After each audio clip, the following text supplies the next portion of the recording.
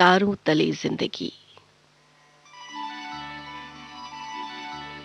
तारों तले जिंदगी इस सीरीज में हम आपके लिए लेकर आए हैं हिंदी साहित्य जगत की कुछ चर्चित कहानियों और उपन्यासों पर केंद्रित रेडियो नाट्य वाचन।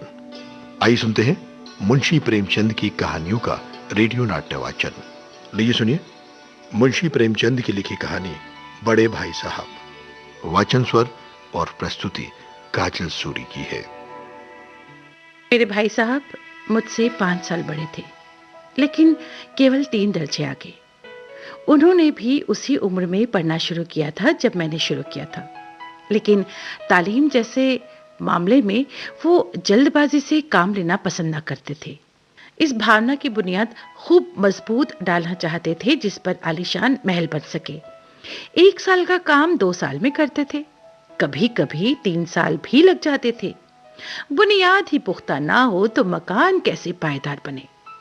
मैं छोटा था, वो बड़े थे। मेरी उम्र 9 साल की थी, वो 14 साल के थे।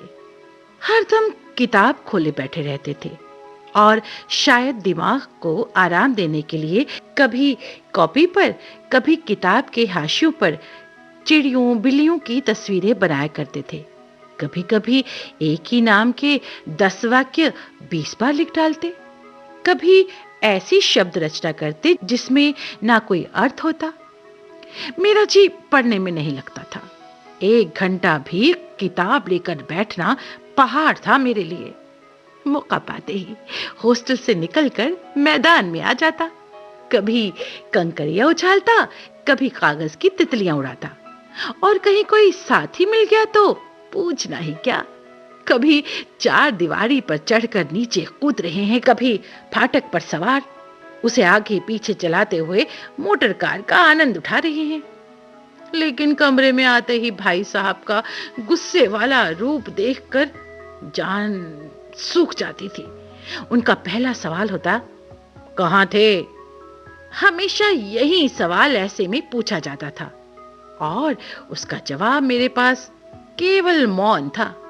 ना जाने मुंह से ये बात क्यों ना निकलती कि जरा बाहर खेल रहा था। मेरा मौन कह देता था कि मुझे अपना अपराध स्वीकार है, और भाई साहब के लिए इसके सिवा और कोई इलाज ना था। भाई साहब उपदेश की कला में निपुण थे। ऐसी ऐसी लगती बातें कहते कि मेरे जिगर के टुकड़े टुकड़े हो जाते और हिम्मत छूट जाती। इस तरह जान तोड़कर मेहनत करने की शक्ति मैं अपने आप में ना पाता था, और उस निराशा में जरा देर के लिए मैं सोचने लगता, जो काम मेरे बूते के बाहर है उसमें हाथ डालकर क्यों अपनी जिंदगी खराब करूं। मुझे अपना मूर्ख रहना मंजूर था। मैदान की वो सुखद हरियाली, हवा के वो हल्के हल्के झोंके, फुटबॉल की उछल कूद, कबड्डी के दाव पेंच, सब मुझे अपनी तरफ खींच लेते, और वहां जाते ही मैं सब कुछ भूल जाता। वो जान लेवा टाइम टेबल की तो याद ही ना रहती, और फिर भाई साहब को नसीहत और फजीहत का अवसर मिल जाता।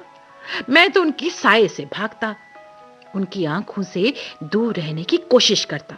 कमरे में इस तरह दबे पांव आता कि उन्हें खबर ना हो। उनकी नजर मेरी तरफ उठी और मेरे प्राण निकले। हमेशा सर पर एक नंगी तलवार सी लटकती मालूम होती। मैं फटकार और डांट खाकर भी खेल कूद का तिरस्कार नहीं कर सकता था। सालाना इम्तिहान हुआ। भाई साहब फेल हो गए और मैं पास हो गया, और वो भी दर्जे में अव्वल आया। मेरे और उनके बीच 2 साल का अंतर रह गया। जी मैं आया भाई साहब को आड़े हाथों लूं और कहूं, आपकी वो घोर तपस्या कहाँ गई? मुझे देखिए, मजे से खेलता भी रहा और दर्जे में अव्वल भी। लेकिन वो इतने दुखी और उदास थे कि मुझे उनसे बहुत हमदर्दी हुई, और उनके घाव पर नमक छिड़कने का ख्याल भी मुझे बहुत बुरा जान पड़ा। हाँ, अब मुझे अपने ऊपर कुछ अभिमान हुआ और मेरा आत्मसम्मान भी बढ़ा।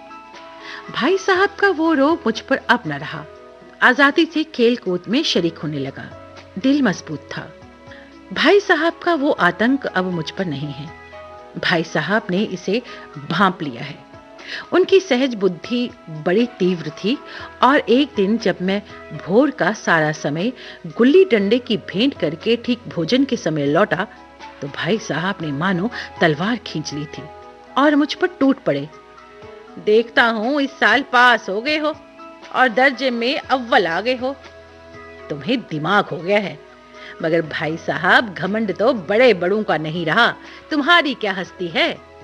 महज इम्तिहान पास कर लेना कोई चीज नहीं, असल चीज है बुद्धि का विकास। आदमी कुछ भी करे पर अभिमान ना करे, इतराए नहीं। अभिमान किया और दीन दुनिया से गया। आपको 4 पन्ने रंगने पड़ेंगे, चाहे जैसे लिखिए। पन्ने भी पूरे फुल स्केप आकार के। कहा जाता है कि संक्षेप में लिखो, समय की पाबंदी पर संक्षेप में निबंध लिखो जो 4 पन्नों से कम ना हो। संक्षेप में 4 पन्ने हुए, नहीं शायद 100-200 पन्ने लिखवाते। तेज भी दौड़िए और धीरे धीरे भी। उस पर दावा है कि हम अध्यापक हैं।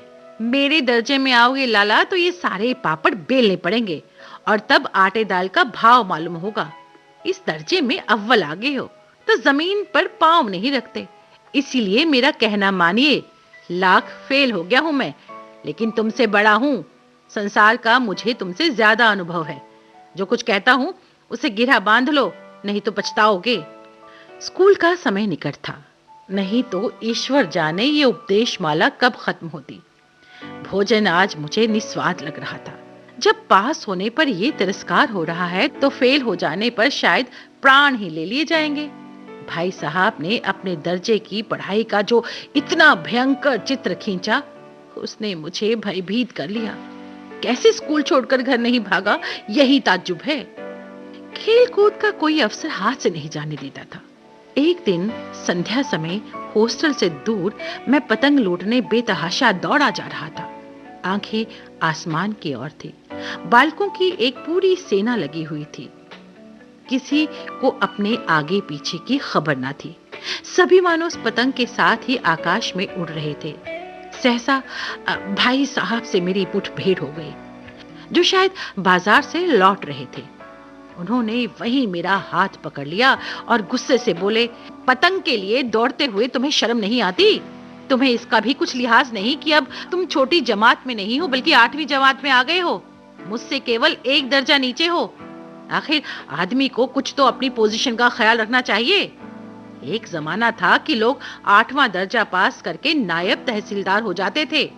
मुझे तुम्हारी इस कम अक्ली पर बहुत दुख होता है।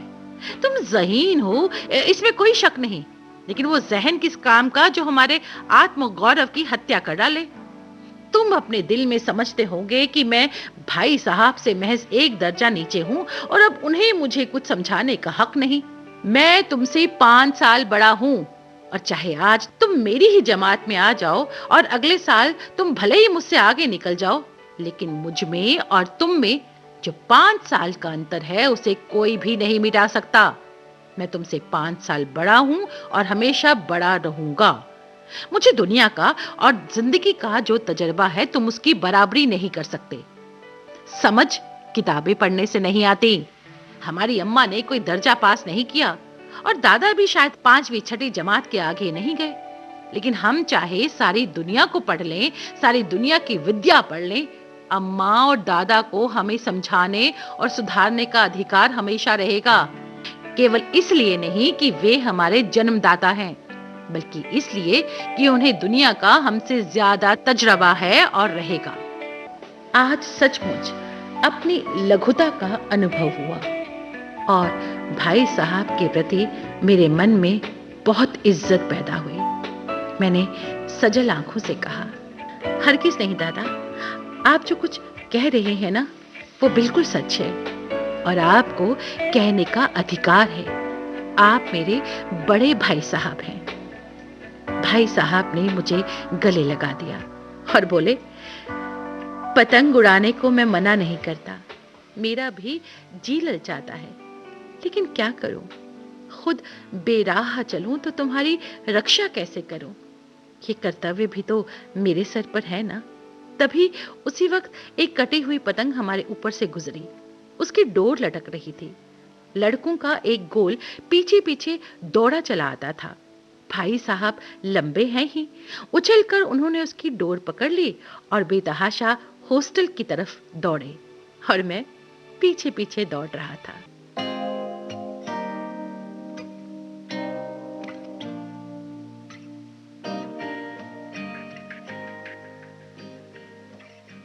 तारों तले जिंदगी इस सीरीज में अभी आप सुन रहे थे मुंशी प्रेमचंद की कहानियों पर आधारित रेडियो नाट्य वाचन। अभी आप सुन रहे थे मुंशी प्रेमचंद की लिखी कहानी बड़े भाई साहब। वाचन स्वर और प्रस्तुति काजल सूरी की थी।